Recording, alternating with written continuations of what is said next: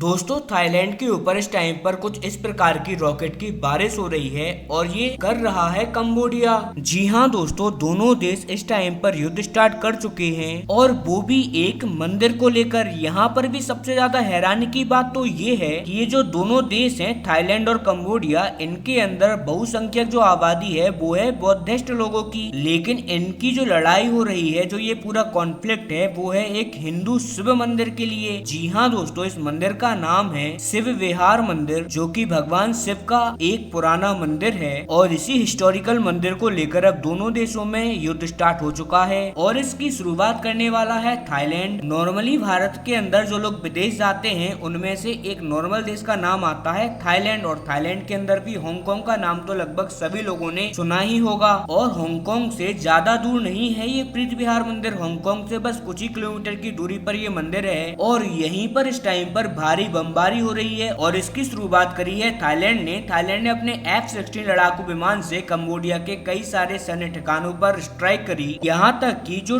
Cambodia का 9th और 12th division था, जिसका काम है कंबोडिया और थाईलैंड के बॉर्डर की सुरक्षा करना, इसका तो पूरी तरीके से सफाया कर दिया गया है। हाँ, कंबोडिया ने अभी तक इस बात की सूचना तो नहीं दी कि इस एयर स्ट्राइक में उसके कितने सैनिक शहीद हुए हैं या मारे गए हैं और कितने आम नागरिक मारे गए हैं, लेकिन इस एयर स्ट्राइक का रिस्पॉन्स कंबोडिया ने जरूर दिया है। टू बी ऑनेस्ट, कंबोडिया के पास थाईलैंड की तरह ना ही वायुसेना है ना ही नौसेना है। अगर हम कंबोडिया की एयरफोर्स की बात करें तो कहने को मात्र 2 ही लड़ाकू विमान है कंबोडिया के पास, लेकिन कंबोडिया ने अपनी थल सेना को बहुत मजबूत बनाया है और कंबोडिया की ये थल सेना गोरिल्ला वॉरफेयर में बहुत ज्यादा एक्सपर्ट है। और यही कारण है कि थाईलैंड की वायुसेना की एयर स्ट्राइक का जवाब कंबोडिया का जो थल सेना की बेड़ा है वो दे रहा है। आप खुद आपकी स्क्रीन पर देख सकते हैं, कुछ इस प्रकार से कंबोडिया की थल सेना कंबोडिया और थाईलैंड के बॉर्डर पर रॉकेट लॉन्चर से दे रही है। जी हाँ दोस्तों, कुछ इसी प्रकार से कंबोडिया की थल सेना रॉकेट लॉन्च कर रही है और इससे लगातार एक तरीके से बारिश हो रही है थाईलैंड के ऊपर रॉकेट की। और अब यहाँ पर भी देखने वाली बात ये है कि ये रॉकेट लॉन्चर गाइडेड तो होते नहीं है कि जहाँ पर भाई इनको स्ट्राइक करना है वहीं पर जाकर गिरेंगे। रॉकेट लॉन्चरों को अंधाधुंध फायर किया जाता है और ये कहीं भी जाकर गिर जाते हैं। इनका काम ही ये होता है कि दुश्मन को पूरी तरीके से बर्बाद करना। और इसी वजह से जो 12 लोग थाईलैंड के अंदर मारे गए हैं, ये सारे के सारे थाईलैंड की आम जनता है, क्योंकि ये रॉकेट जाकर गिर रहे हैं थाईलैंड के शॉपिंग सेंटर्स पर, इसके अलावा गाँव पर, कस्बों पर, उनके हॉस्पिटल्स पर, लगभग हर एक जगह पर जाकर ये गिर रहे हैं। और इसी वजह से आम जनता की जान को यहाँ पर नुकसान हो रहा है। और इसी के जवाब में थाईलैंड यहाँ पर आर्टिलरी का सहारा ले रहा है और थाईलैंड भी लगातार इनके रॉकेट लॉन्चर्स को डिस्ट्रॉय करने की कोशिश कर रहा है अपनी तोपों का इस्तेमाल करके। और इसी तरीके से अब इन दोनों ही देशों में एक युद्ध स्टार्ट हो चुका है और नो डाउट एशिया के अंदर स्टार्ट हुआ ये युद्ध अब एक खतरनाक मोड़ भी ले सकता है, क्योंकि अभी तक दोनों ही देशों के अंदर कोई भी hand to hand combat start नहीं हुई है। और अगर hand to hand combat start हो जाती है फिर आप भीषण संघार देखोगे, क्योंकि ये दोनों ही देश थाईलैंड और कंबोडिया थल सेना के मामले में और थल सेना में भी गोरिल्ला वॉरफेयर के मामले में बहुत ज्यादा निपुण है। लेकिन लगातार जिस प्रकार की ये अभी लड़ाई लड़ रहे हैं, यानी कि रॉकेट लॉन्चर और तोपों का इस्तेमाल करके या फिर एयर स्ट्राइक करता रहा थाईलैंड, तो फिर थाईलैंड के सामने कंबोडिया को टिक पाना बहुत मुश्किल है, क्योंकि थाईलैंड कंबोडिया के कंपेयर में एयर स्ट्राइक करने में बहुत ज्यादा कैपेबल है। आप बोल सकते हो कि थाईलैंड कंबोडिया से वायुसेना के कंपेयर में 50-60 गुना से भी ज्यादा ताकतवर है। जहां थाईलैंड के पास करीबन 100 से ज्यादा